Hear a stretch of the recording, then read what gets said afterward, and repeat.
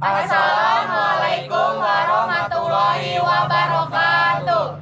Kami dari kelompok 4 akan mempresentasikan kehidupan politik dan ekonomi masa reformasi pada masa pemerintahan B.J. Habibie.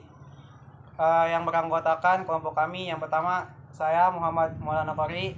Saya Dimas Nurdiansyah. Saya Nopia Uliana. Saya Farul Ramadan. Saya Ahmad Saiful Aziz. Saya Karlina. Saya Alpina. Yang pertama yaitu pada masa pemerintahan B.J. Habibie.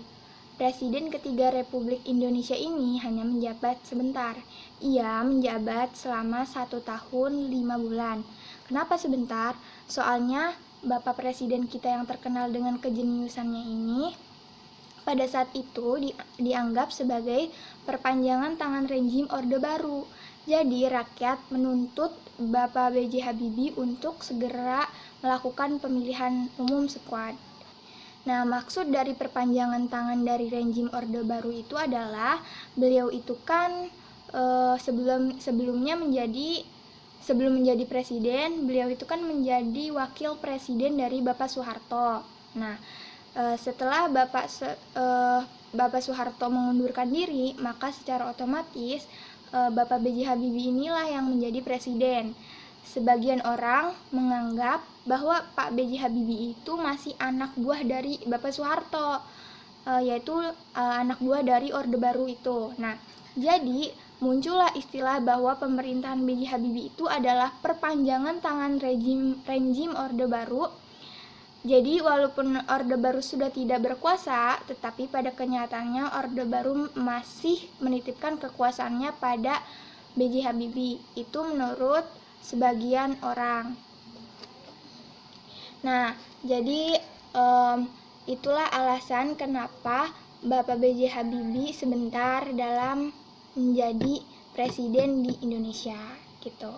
Selanjutnya, meskipun kepemimpinan Pak Habibie sebentar, dalam waktu singkatnya pemerintahan berhasil menyelamatkan krisis moneter yang terjadi pada masa Orde Baru. Jadi yang dimaksud krisis moneter adalah krisis yang berhubungan dengan keuangan suatu negara, ditandai dengan keadaan keuangan yang tidak stabil akibat lembaga keuangan dan nilai tukar mata uang yang tidak berfungsi sesuai dengan harapan. Pemerintahan Pak Habibie membentuk Kabinet Reformasi Pembangunan, kemudian menularkan beberapa kebijakan di bidang politik dan ekonomi. Nah, berikut inilah upaya-upaya bidang politik yang dilakukan oleh pemerintahan Habibie. Yang pertama, mengganti 5 paket undang-undang dan 3 diantaranya diubah agar lebih demokratis. Kedua, kebebasan rakyat dalam menyalurkan aspirasi. Ketiga, melakukan pencabutan terhadap pemberedelan pers. Yang keempat, jejak pendapat wilayah Timur Timur. Yang kelima, memberikan abolisi hak kepada negara untuk menghapuskan hak tuntutan pidana kepada 18 tahanan dan narapidana politik yang kurung orang-orang yang pernah mengkritik presiden. Yang keenam, pengurangan jumlah anggota ABRI dan MPR. Selain upaya dalam bidang politik, ada juga upaya dalam bidang ekonomi. Di antaranya adalah yang pertama, merekapitulasi perbankan dan menurunkan inflasi. Yang kedua, merekonstruksi perekonomian nasional. 3. Melikuidasi bank-bank bermasalah. 4. Membentuk Badan Penyihatan Perbankan Nasional. 5. Menaikkan nilai tukar rupiah terhadap dolar hingga di bawah Rp10.000.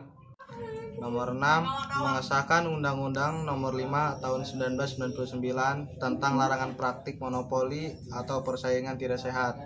Nomor 7. Mengesahkan Undang-Undang Nomor 8 Tahun 1999 tentang perlindungan konsumen. Presentasi dari kelompok kami, kurang lebihnya mohon maaf. Wassalamualaikum warahmatullahi wabarakatuh.